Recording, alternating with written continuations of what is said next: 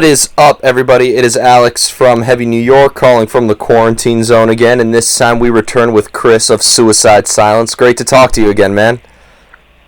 You too, brother, and hello to everyone listening. Yep, of course. I mean, I think it's fair to say a lot in the world has changed since we spoke on the Attila tour 2 years ago. Yeah, it's true. Yep. But I'm really glad to see that you guys are keeping busy. First off, I want to say that you guys killed it on the Metal Injection Festival, the online festival. That was really fun to watch. But now you got this whole virtual tour happening. For people who may not who are a little unsure of what a virtual tour is and all that, because it's still kind of new. You want to give a rundown on how you guys are actually going about this? Yeah. So this is one of a kind. First ever to do it. It's basically what it sounds like. It's a virtual tour. So we're going on tour, but virtually. So everything that is involved with you going to a show, we really try to hone in on that. So so when we announce dates, only those states and maybe even the surrounding states get access to that show. So the first show on this tour actually is tomorrow for New York. Which is awesome. So basically anyone from New York and maybe even the surrounding states, only they have access to that. That's that's crazy. That's really interesting. So it really does feel like, because with the live streams, anybody could access it at almost any time. But this makes it feel more like an actual tour, where if you're not in that area, you're not catching that date, and so on and so forth. Totally. So not everyone could watch it, because obviously for a real live tour, you don't want to drive more than a few hours to see that show, so you don't really have access to it. So it's basically the same thing. Yeah. With the virtual tour. And there's, and then you walk in a club or the theater or the arena, and then there's the merch table, and you can only get that merch at that show, which makes that merch cool. So same shit, we have exclusive merch for anyone attending the virtual tour, and so to kind of recreate that, and then we have our Q&A afterwards, which is. That's kind of recreating, if anyone hangs out after the show, they have access to hang out with us. Oh, that's awesome. So I mean, it's like when I saw you at New York. It's like when the show's over, if people are waiting and want to hang out, they get to talk to us in person. Which is epic, yeah. And we basically wanted to. That's kind of the idea behind the Q&A afterwards. All right, so you can talk to them after the show too, if you choose to. So you kind of have to we just recreated all the things about the actual show, but in the virtual realm, because of the state that we're all in, and then just creating things that I personally want to see. So. To me, a live stream is honestly boring. It is. So we were trying to figure out a way to make it worth people's while to actually see this thing. And then it's basically going to evolve into Suicide Silence TV. Are you gonna get a really aggressive security guard also at each show, just to make it more authentic? Yeah, he should. yeah, he'll be the moderator or something. That would be really cool. And I'd imagine, I want to ask this for the fans out there and for all you guys. If people crowd kill in their living rooms, are you guys responsible for any furniture that gets damaged? Knowing these days, man, it's fucking highly impossible. Yeah. In this climate, yeah. Yeah, I think somebody is going to knock their own teeth out on purpose just to make it more authentic.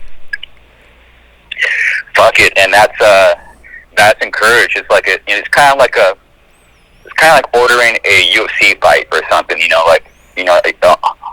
All your friends, buy the show, and you guys hang out and make food and drink beer and hang out. We encourage people to do that. You can watch a live stream, and let it go and hang out with friends and just chill. You know, it's kind of, so we're kind of, you know, trying to recreate that as well. Yeah, when watching the Metal Injection live virtual festival, I was saying if I had a porta potty in my living room, that would have been just as authentic of any other festival. Yeah, if you want to take it a step further, yeah, do it. Fuck it. There you go. There you go. Are you going to be like? Are we gonna get like a set list that we know and love from Suicide Silence? Like obviously, you know, you always got to play "You Only Live Once" and you know, "Slaves to Substance" and stuff. But are we gonna maybe get? And obviously, with "Become the Hunter" out, you got to play some new songs as well. But are we gonna get maybe like a special type of set list for this as well? Yeah, that's actually been one of the many typical aspects of doing this is we're doing multiple set lists, and like we're talking about doing possibly 8 different set lists, so everyone kind of gives a different show, and a combination of you know, like the obvious songs with also deep cuts that we haven't haven't played before or haven't played in a very very long time, and those people in those territories will have access to those songs. Wow. So every show is going to be a different set list too. Yeah, it's going to be. We've been working our asses off, dude. Holy shit! So yeah, it's cool. We're pretty much trying to play everything. Wow. So you're going to have people now, like how people drive all the way to a different area just to see a show. You're going to have people driving far away with their laptops just to access the different set lists. Yeah, and I've heard loopholes already yesterday from someone that hit me up from IG, which is actually a friend of mine now. His name's Jeffrey. What's up, Jeffrey? Mm-hmm. He had a friend, so he is from South America, and he has a friend in Miami. So honestly, I really don't know if it's going to work or not, but he had a friend in Miami buy him a ticket. Oh wow! So that's how he got access to the Florida show, because he had someone, you know, buy him a ticket there. Wow! So so if someone really wants to see those territories, I guess there is a way to do that. If they really want to see it, because that's something I would probably personally do. You know, have my friend in Texas, you know, buy me a ticket, and I'll be in California, you know, watching it. And all these live performances, these aren't like, are these pre-recorded performances and you're just playing them and streaming them at a certain time, or are you guys actually playing live? Okay. Again, this idea is so like fresh and new, like it's really hard to explain like the concept, but every show is live. Wow. So, and since it's obviously since there's different time zones, that is what allows us. I don't know if anyone saw the tour dates. You literally see 2 shows a day, and sometimes 3 shows a day, and it's the worldwide time zones that make that possible. So let's say for shows tomorrow, New York, that's going to air 7 p.m. For California, that's 4 p.m. So we'll be playing here at 4 p.m. live as fuck. That's going to be airing at 7 p.m. live in New York, and then the next day we're doing Boston and LA. So again, 4 p.m.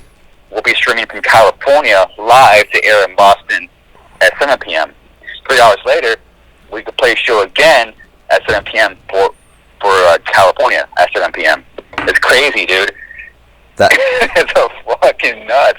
Oh yeah, it's all live. The only thing that's pre-recorded are the surprises that we have. That's what's really been really hard to promote this whole thing, because people really don't know what it is, and they're not going to know what it is until they see it, and that's when it's really going to click. Oh, that's what they're doing. This is straight up Suicide on TV. It's not like.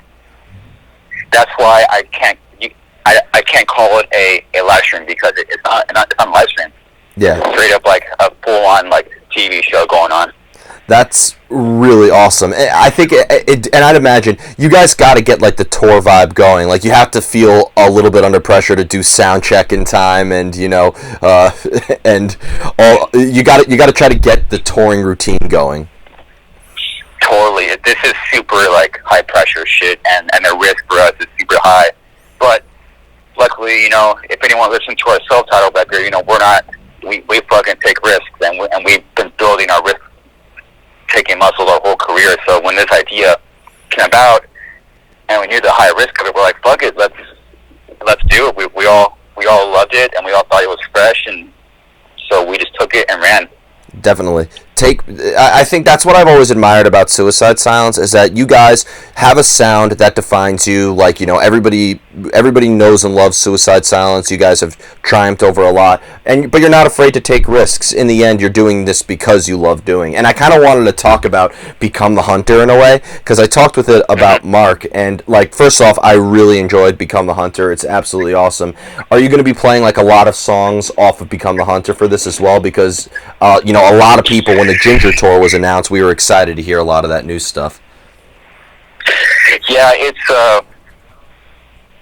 so it's been kind of difficult, which is why we're doing multiple set lists as well. It's hard to play all the songs that we need and want to, because we're only going to play 9 songs on each virtual show, because of the stuff and the surprises that we have in store that are in between all the songs. So once we put in what's going to be Suicide Silence TV, that's going to be the length of an actual live show, like over an hour. Mm-hmm. So trying to fit 9 songs into a set list has been very difficult. So yeah, we're not going to do like playing too much new shit or too much old stuff. It's going to be like we're trying to find that balance in between, like, you know, maybe like 2 songs off of each record, or yeah, it's fucking tough. But yeah, I'm fighting to play skin tight on this tour. Yeah. Dude, that song was epic. That was incredible. I also loved Love Me to Death, which I'm not sure if Typo Negative was maybe an influence for this album at all, but like, I've noticed that like a lot of these songs had like a lot of different vibes. Like, I thought Death's Anxiety was different from a song like Disaster Valley, and a song like Meltdown was different from a song like Feel Alive. I mean, I think it's fair, like, is it fair to say that maybe with experimenting in 2017 that maybe like a lot more doors were open for Become the Hunter? Yeah, it just gave us, you know, it gave us like a reset. You know, thanks to Ross Robinson, he kind of flipped the band upside down with the self-titled record. So now we have a fucking toolbox of new tricks. And honestly, we haven't even dug into that box yet. So I think we did what we could with Become the Hunter, and you know, I like that record a lot. But I think like the next one is really when we're going to finally be able to hone in on all of our records and the self-titled and Become the Hunter and Cleansing, and really combine what we've all learned. And so there's so much shit that we could do now. But now finally in the Suicide Silence way, with the Suicide Silence sound, but with all these different tools that we learned throughout all our career, because we've always tried with a different producer, a different studio, a different style. When you finally after 15 plus years, finally pick and choose from our different toolboxes, and that's something that's something, especially in our genre of music, that's something that only Suicide Silence has access to, because of all the risks that we've been taking our entire career. Mm-hmm. Well, as this could just me being a fan of Suicide Silence, as somebody who's watched you since my first concert back in 2009 when I was a freshman in high school. But oh shit. Yeah, I know. I posted a picture of myself at my first concert last year for the 10-year anniversary of it, and I think Danny saw it. It was like, God, I'm old as shit. Yeah, man, it's crazy. Yep. What a trip. But I could tell, what song is off of The Cleansing, what song would be off of The Black Crown, or You Can't Stop Me, or the self-titled, etc. So it's fair to say that, even though you guys, and I don't really like the whole pigeonholing thing, but even though, people refer to you guys as deathcore, I feel like you guys have never been really afraid to experiment with your sound, right? Totally, yeah, I mean, obviously, we kind of proved that with the self-titled record that we'll pretty much do anything. But it's all like, you know, and I think I told you this the first time that we spoke, is like, you can't explain it to people, but sometimes you got to do a certain kind of record to get to the record that you want to get to. Mm-hmm. Down the line in your career. So that's something that, you know, people can't really grasp. But inside our really tight circle, like we have, you know, our whole career in mind. You know, all right, so we do this on our self-title. What's our 10th record going to sound like? Homework, you know, 10 years from now, what's going to make Suicide Sounds really Suicide Sounds for the rest of our lives? Mm-hmm. So if that means we got to do a self-titled record, then that means we're going to do a self-titled record to start over, to make sure the future of Suicide Sounds is the best it could possibly be. Yeah, and no one could fuck with that. Yeah, well, correct me if I'm wrong though, but like, weren't like the early days of Suicide Silence, didn't that incorporate some elements from what we heard on the self-title, like back in the days of like Tanner Womack and stuff? Oh wow, you went deep. Yeah, that's how the band started. It's fucking nuts. Like we had like singing in our songs when the band first started. Literally, I mean, and the proof is in the pudding. Go here, you know. Like we're always doing like, you know, super heavy sludgy riff with like death metal blast beats, and then like some singing in there, you know, or like some different kind of like style of vocals. So we just kind of, we've always done what we wanted, but also we're also doing what is everyone else doing? Okay, now we're going to do the opposite of that. So we've always been kind of in a position where like we'll put out something and then all these bands around us are copying it. Mm-hmm. And so ever since that demo, it's literally been that way where like we'll play a demo or EP, and you literally have surrounding bands in our town like buying the same amps and tuning the same tuning, and people asking questions, and I'm like a little kid not knowing shit about anything, which I still don't. But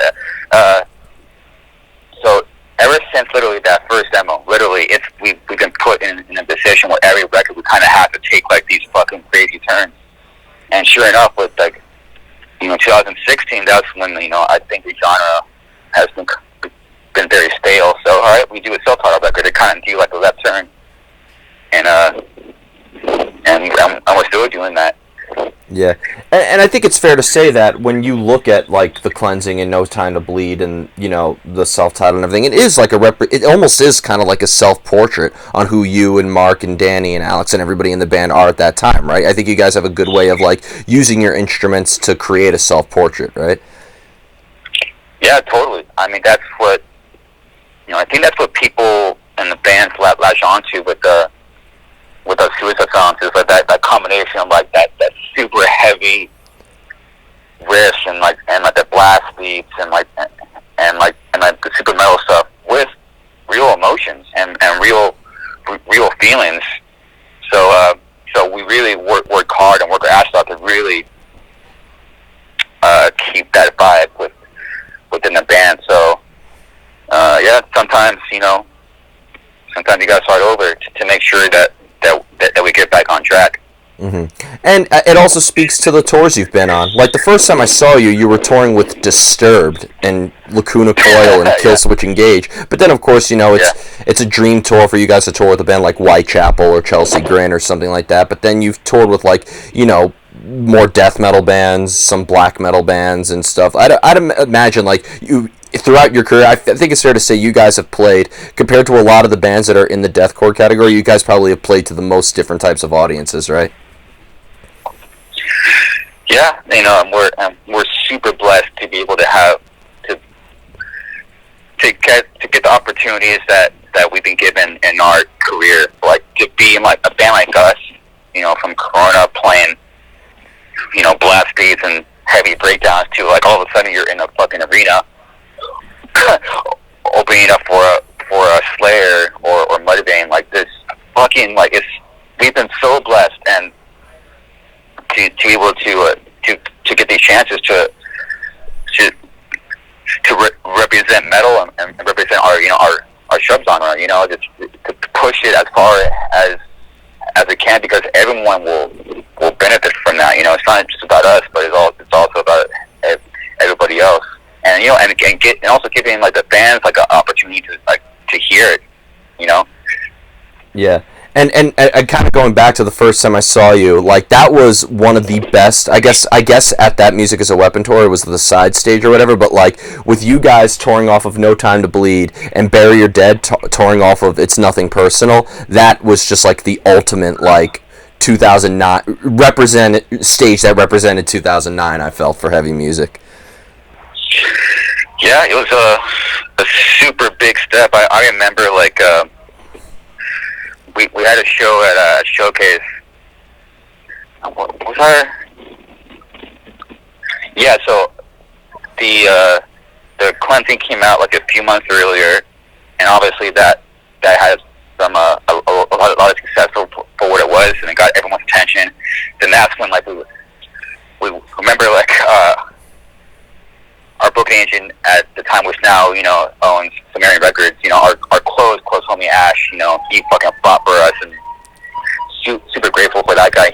He got us the fucking first Mayhem tour with us, Slipknot, and we're really right of fucking about to hit the stage at our local venue that we fucking started in, and he fucking hands us like this contract with the fucking Slipknot logo on it, and it's just like these like surreal moments that transcend us, but it's for the whole scene. So we go from playing clubs, and now we're at these fucking outdoor festivals and playing in front of 2,000 people plus. Yeah. And for our genre, that's huge, and we've been so blessed to have these chances, and we still get them. It's a fucking it doesn't even seem real sometimes. Yeah, and I mean, coming from the scene that you guys did in California, like I think you told me at the Attila tour that you once saw Avenged Sevenfold play for like 20 people or something like that, right? Yeah, it's fucking nuts.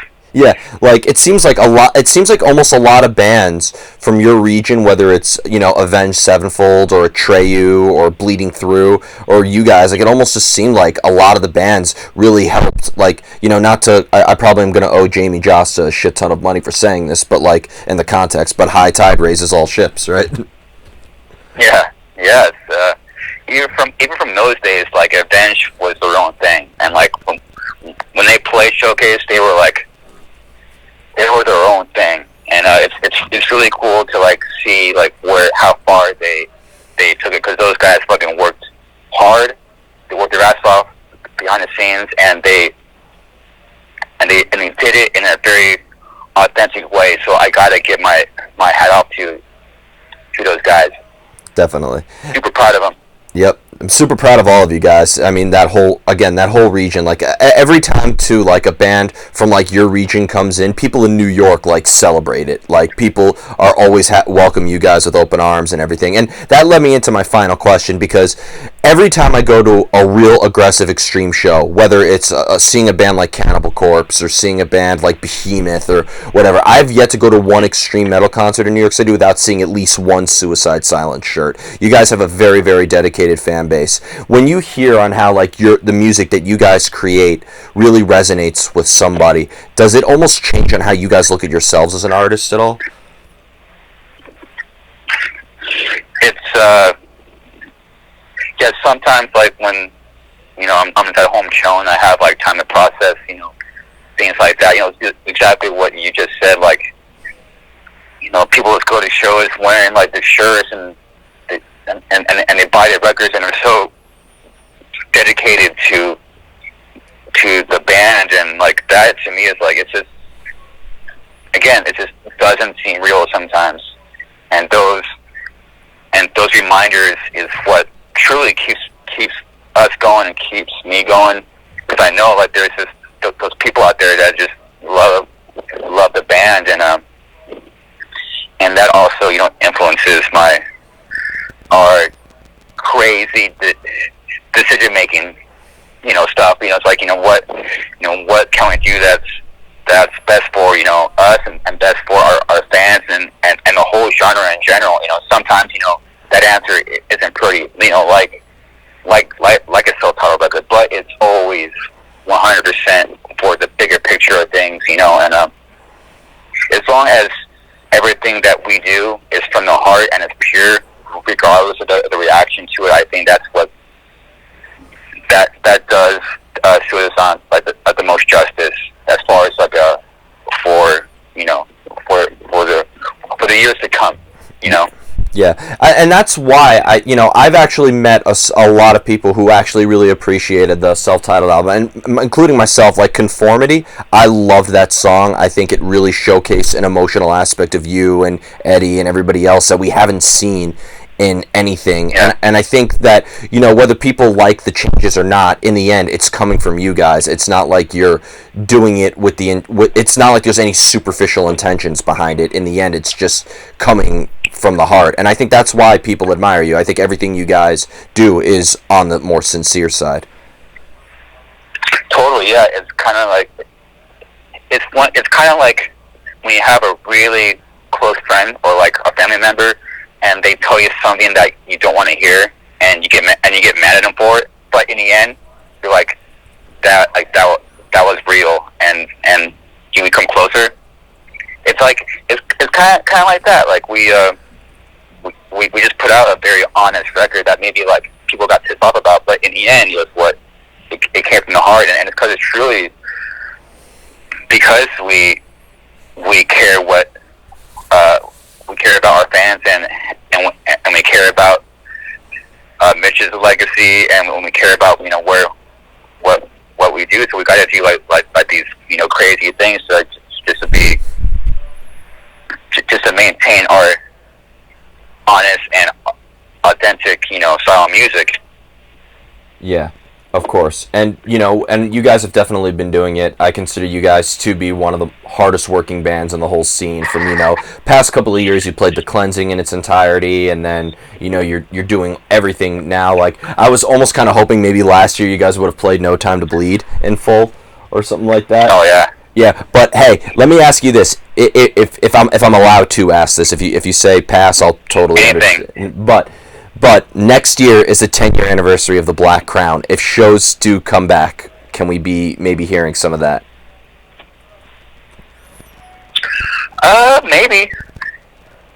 Yeah, it's kind of like the when we did the 10-year of The Cleansing. It's funny, like when that thing came up, like I honestly didn't want to do it. But then once more time passed, and then we just started playing songs in our jam spot, I was like, oh shit, this is something that people need to hear this. And then and no Time to Bleed turned 11 yesterday, I think. Wow. And then now like what you said, the Black Crown's coming up. Yeah, I guess only time will tell. And something I learned at age 34 is that I have no say. Time has all the say. So I need to let time happen, because every time in my life I've forced an idea or something that I went against time, I lose 100% of the time.